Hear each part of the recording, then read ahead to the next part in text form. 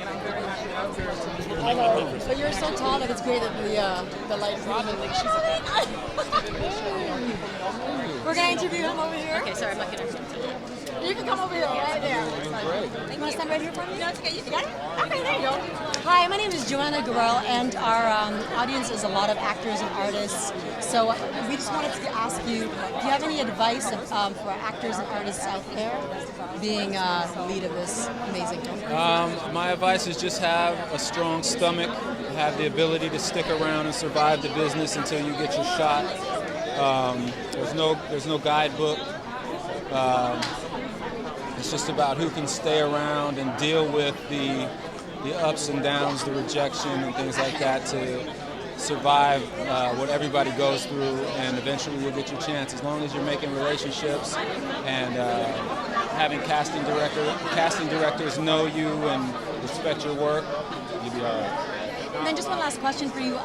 You know how they always say in auditioning that you should make like a strong choice or a hot choice to separate yourself from others. Can you give like an auditioning tip for our actors out there when they go into the room to stand out from the rest? Yeah, what I do is I always try to do something that's not on the page.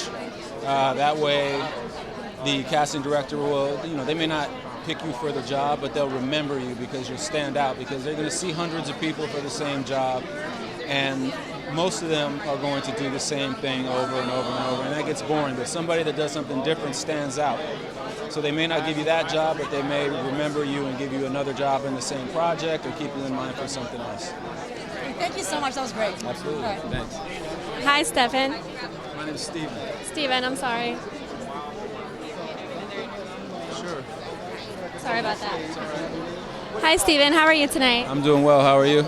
I'm great. So, how do you feel about making such a powerful movie with such a powerful message about domestic abuse? I feel good that I could be a part of the deliverance of the message.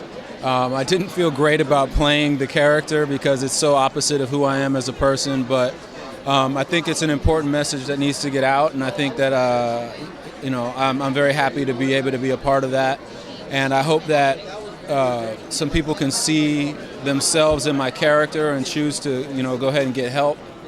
I hope that some women can see their partner in my character and choose to get away from that.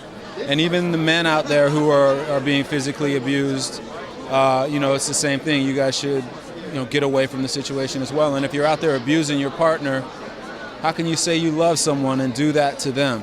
You really have to take consideration of what you're saying and match it up to what you're doing, or else you're living a lie. I don't think anybody should be subjected to any kind of violence and abuse, mental, physical, emotional at all, especially in a loving relationship, especially if children are involved. So if you're in it as a victim, get away. If you're in it as somebody who's doing the abusing, get help and stop abusing the people you love. Thank you. You said that so beautifully. So when you first read the script and you saw how your character was abusive and possessive, what did you think? Did you think it would be challenging? Yeah, I knew it would be very challenging. Like I said, it's opposite of who I am as a person, so I don't know that guy. You know what I mean? I don't live in his skin ever, so I really had very little frame of reference to draw from when it came to him. So it was challenging physically. And emotionally, I was drained when we were done with this because it was so difficult. There was a tug of war going on between my soul and my brain, So I have to tell you, you look great in a suit. Are you a suit type of man or sweatpants and a hoodie? I'm both. I was a professional athlete, so in my spare time, I'm wearing athletic gear and trying to be comfortable. But when I have to do what I have to do, I have Woody Wilson on my team to make me look. Hold on, wait. Oh, look at that. Woody Wilson. Hold on, wait. Woody, get out of the light. Get out of the light. There we go. Woody Wilson. And if you look at that side, you'll see exclusively tailored for me. How sharp is that? So I have Woody on my team to make me look right and sharpen me up when I need to. So if you don't want to answer this next question, you don't have to. But me as a journalist, I just have to ask you, because so many people out there are worried about this issue that's going on. The NFL players, do you think that they're sending a good message? Oh, I absolutely think they're sending a good message. Listen, here's the thing. Protest is not supposed to be comfortable. It's supposed to disrupt life, or else it wouldn't be a protest. It would just be people standing around saying things. The NFL has to stand up. I'm glad they all finally got some sort of a stimulus to join forces and do it together. And I do want to make a point about all of the things that are being said about disrespecting of the flag and the veterans, the soldiers and the active, the veterans and the active service members. These people are not disrespecting service members, whether they be active or veteran, okay? What they're actually doing is they're standing in solidarity with the service members, active and veteran. Because if you were a soldier and you were told that you were going to fight a war for freedom, justice, and liberty for the people of America, and then you found out that the system in America wasn't providing the freedom, liberty, and justice to the people, would you not feel like you were sent there under false pretenses? Would you not feel that you were sent there for nothing? You're putting your life on the line for something that is not being delivered. So they are not disrespecting the soldiers.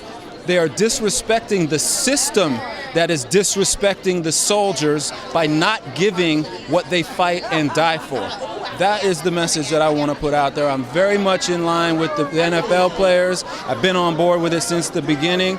I don't mean to offend any flag patriots or veterans. I have veterans in my family. My uncle was a Ranger. My cousin was a Marine. It's not about that. It's about the words to the Pledge of Allegiance, the words to the Star-Spangled Banner. If you listen to the Pledge of Allegiance, one nation, indivisible, indivisible. Is that true right now? We're divided. One nation, indivisible, under God, with liberty and justice for all. Is that true right now? So that's what these men, these college-educated, professional, accomplished men are standing up for. So please, take that into consideration. Really understand what they're saying. We understand, they understand that there's some people out there that are offended by what's happening, but they're not trying to offend the sensibilities that you guys are taking it as. And if you just listen to the conversation, you might be able to find some common ground and join together. We're all Americans, and that's the entire point. Thank you so much. I'm so happy you told us that. So congratulations on the movie. I can't wait to see it. And yeah, have a great night. Thank you very much. Thank you. Can you just say thanks for watching Fab TV? Fab TV? Fab TV. Yeah. Hey, hi. Your name and Yeah. Hey, how you doing? I'm Stephen Bishop. I want to thank you for watching Fab TV.